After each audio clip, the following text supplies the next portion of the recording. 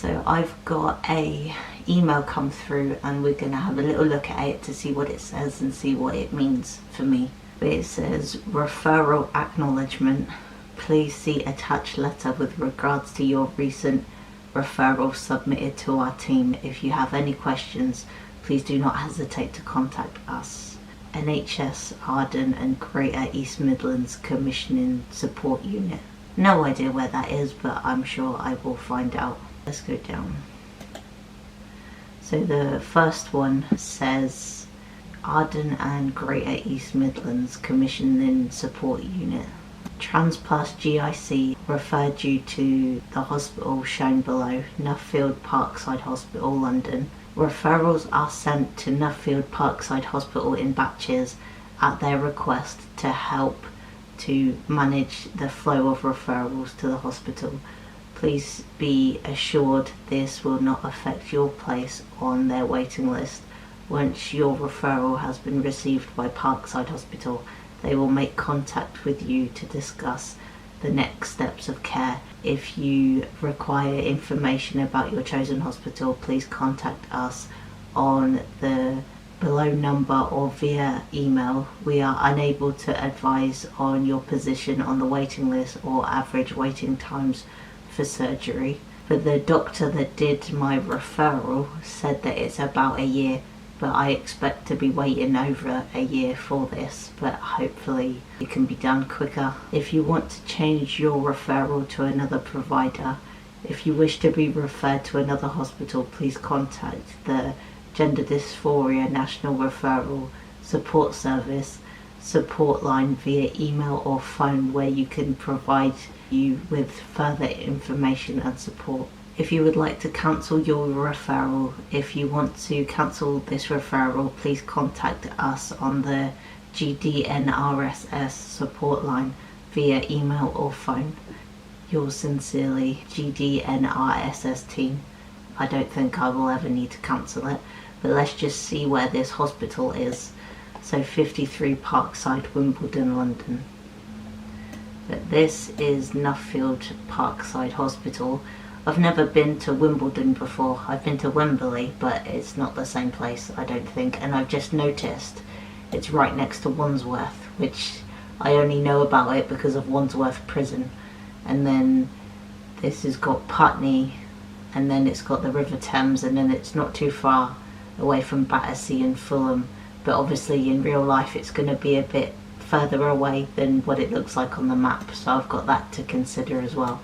Tooting Market and Tooting Beck over here, and that is something that I've heard of and wouldn't mind going to, but it depends on how long I'm in the hospital for and what time of day I'm there, because I don't want to have to go to Tooting Market. If I buy stuff, I don't want to have to take it to the hospital and then have it in me with the appointment and then have to take it home. I'd rather do the appointment in the daytime earlier on and then have the rest of the day to do whatever it is that I want to do.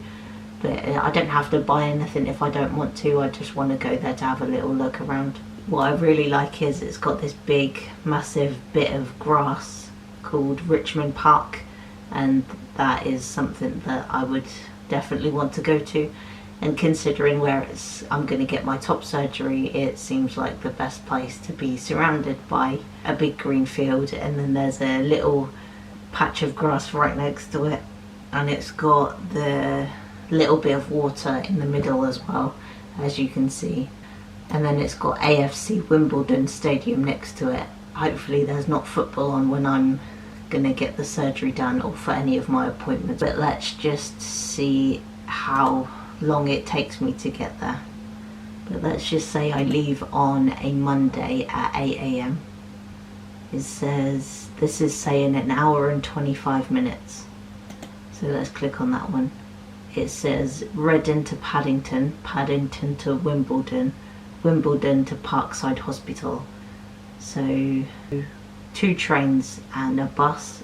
Yeah, so it's not too bad really. That would be a bit of a pain for coming back from surgery if I was getting the train, but more than likely that is exactly what's going to happen.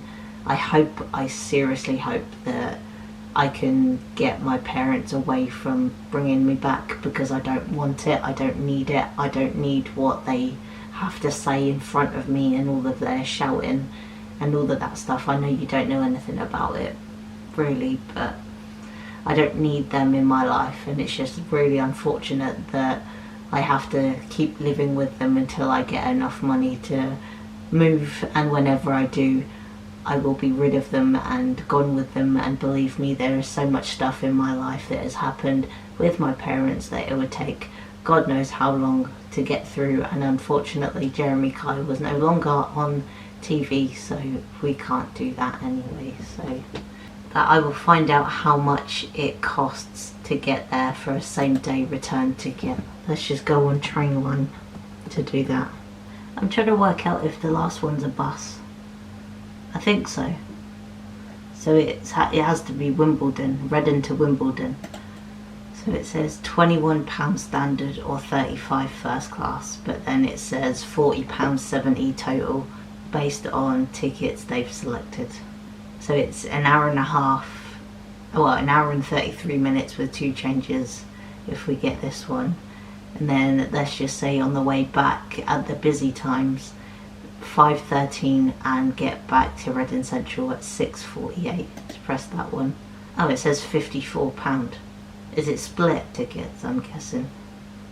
But it says daytime return at the bottom, £40.70. That's how much I would need to get there. So I'd say between £30 and £60 roughly, because I don't have any rail cards or anything like that, because I don't need them. I don't get the train very often. I would book in advance, but the thing is, I don't have that much money right now. I have no idea when I need to be there or at what time, and I don't have a printer at home unless you can collect them at the station. I don't want to have to do that. I'd rather go to the station, pay for them on the day, and then get them the same day. And I looked at the busier times because it's more expensive than the less busy times. So I want to get my expectations for the higher price, because more than likely I would have to be there for 9, 10, 11 a.m. and you obviously want to get there early enough to get there on time and spend a little time afterwards or just before in Wimbledon. So that's my idea, that's my plan. And if the trains are cheaper than the prices online, then I'll have more money to spend in Wimbledon. Basically, that's my whole idea. And there's Battersea right next to it, and Chelsea. So ultimately, what does it mean for me? It means that I have confidence in the fact that my referral has gone through for a start, and I have been acknowledged by the hospital that I'm on the waiting list and this is what I want, and they've given me information that provides me with the information that I need, and I have at least a year wait, like I've said before, which isn't a problem. I get and understand that waiting is part of life for trans people. I mean, I waited 5 years just to be re-diagnosed with gender dysphoria. Went to the GP when I was 18 to be referred to a gender specialist, and then September last year I was given my first appointment, and then September last year I had a phone call from Trans Plus saying that they would give me my appointments to be diagnosed with gender dysphoria and all of that. It took until November for them to get back and say, here's your first appointment, which thankfully it was a significantly short wait. As they said originally it could be over 6 months, but realistically I genuinely thought I had a minimum of 2 years at least minimum to wait. 7 years in total, that's how long I genuinely thought I'd have to wait for my first appointment to start the process of being diagnosed with dysphoria. But I seriously cannot believe that I've come this far already and that I'm gonna be getting the next step of the process in a year's time. I can just relax, settle down and focus on myself, which is what I'm doing, and I've got things planned and lined up for me to do to get better at just life in general, but also to get the best positive outcome from the surgery when I have it. I'm trying to reduce any complications that would appear in the surgery. So I'm trying to get myself fitter, healthier for the surgery to go as completely smooth as possible. And this surgery for me is a seriously big thing, so I'm gonna realistically be constantly up and down, thinking about it, not thinking about it, worrying about it, being positive about it, and all over the place. But I am definitely learning to manage my anxiety and my up and downness, if that makes any sense. But I hope this video has made sense, and please like, subscribe, comment and follow along for the next year and whatever comes after that, because realistically in my life even I don't know what's going to happen next.